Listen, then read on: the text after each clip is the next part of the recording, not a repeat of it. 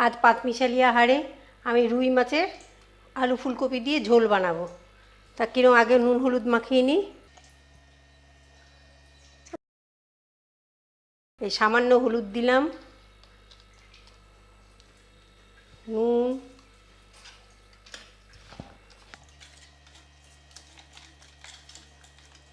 ভালো করে মাখিয়ে নিলাম। চলুন এবার কিভাবে রান্না করি দেখি। ভালো করে মাখানো হয়ে গেছে। কড়াইটা গরম করতে দিয়েছিলাম আগে থেকে, তেল দিয়ে দিই, মাছগুলো ভাজবো। আমার ঘরে এই 2 পিস আর 1 পিস মাথা আছে, এই দিয়েই রান্না করব আজকে। এটা ছড়িয়ে নেবো এরমভাবে। গ্যাসটা মিডিয়াম ফ্লেমে ছিল, একটু কমিয়ে দেবো গ্যাসটা, লো ফ্লেমে করে দিলাম। তেলটা ভালো করে গরম না হলে না লেগে লেগে যাবে।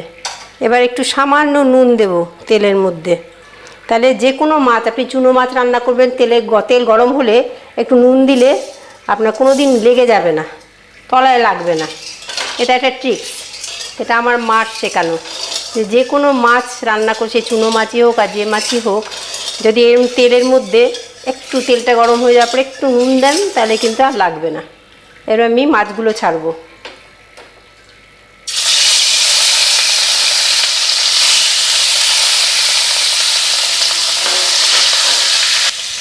এবার একটু মিডিয়াম ফ্লেম করে দিই,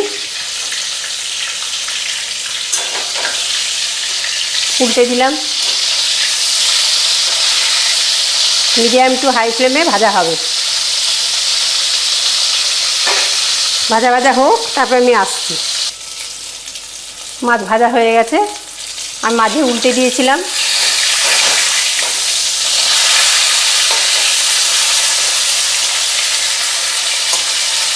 তুলে নিই মাছগুলোকে।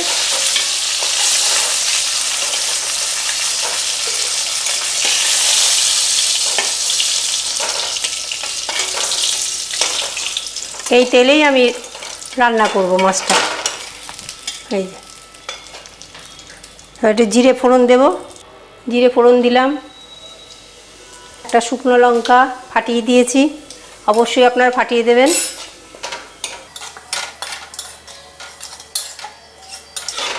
জিরে ভাজা ভাজা হয়ে গেছে, এবার ফুলকপি আলু দুটো একসঙ্গে দিয়ে দেবো।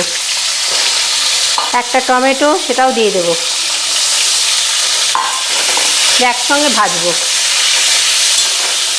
গ্যাসটা লো ফ্লেমে করা আছে, লো টু মিডিয়াম ফ্লেমে এই ফুলকপি আলুটা ভাজা ভাজা হবে। বেশি ভাজবো না, হালকা। নুন হলুদ দিয়ে দিই, নুন দিলাম, হলুদটা অল্পই দেব। একটু লঙ্কার গুঁড়ো, কাশ্মীরি লঙ্কার গুঁড়ো। টমেটোটা বেশি গলাবো না, এরকম লম্বা লম্বা থাকবে, দেখতে ভালো লাগবে। সবগুলো লম্বা লম্বা তো ভালো লাগবে দেখতে। দেখুন ভাজা ভাজা হয়ে গেছে। আমি টমেটোগুলোকে একটুও গলাবো না।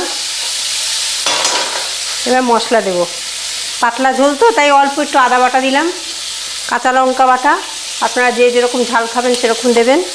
আর একটু জিরের গুঁড়ো, ধনের গুঁড়ো টুড়ো কিচ্ছু না, 1 চামচ বঞ্চ জিরের গুঁড়ো দেবো, 1 চামচ।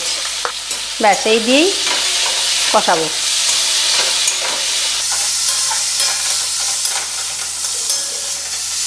সামান্য একটু জল দেব, দিয়ে আবার কষাবো একটুখানি। একটু জল দিয়ে কষাবেন, সুন্দর একটা গন্ধ আসবে। ফ্লেমটা মিডিয়াম ফ্লেমে দেওয়া আছে, সুন্দর একটা গন্ধ আসছে। এবার আমি এই দেখুন তেল ছেড়ে দিয়েছে, এবার জল দেব। প্রথমে খুন্তি ধোয়া জল দিলে টেস্ট ভালো হয়। পাতলা ঝোল করব সেরকম বুঝে, আলু ফুলকপি সেদ্ধ হবে।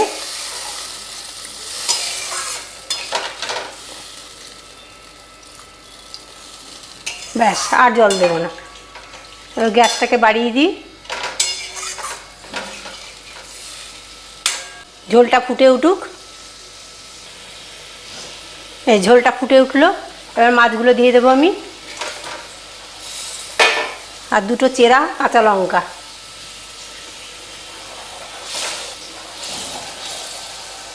এবার আমি ঢাকনা দেব।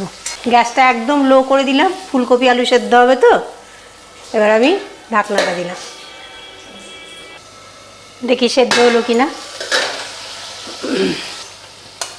গ্যাসটা কমিয়ে দিলাম, বাড়িয়ে দিয়েছিলাম হঠাৎ, একটুখানি নামাবার আগে একটু বাড়িয়ে দিয়েছিলাম, গ্যাসটা বাড়িয়ে দেবেন। সেদ্ধ হয়ে গেছে, আলু কপিও সেদ্ধ হয়ে গেছে। আর এই রুই মাছের পাতলা ঝোল আলু ফুলকপি দিয়ে কেমন লাগলো অবশ্যই আমাকে জানাবেন। তাহলে আমি এটা এবার নামিয়ে দিই, এই ফুটছে, এবার গ্যাসটা একদম বন্ধ করে দেবো। আমার রেসিপিগুলো কেমন লাগছে অবশ্যই জানাবেন। আমার রেসিপিগুলো যদি ভালো লাগে তাহলে লাইক, শেয়ার, সাবস্ক্রাইব করবেন। ধন্যবাদ।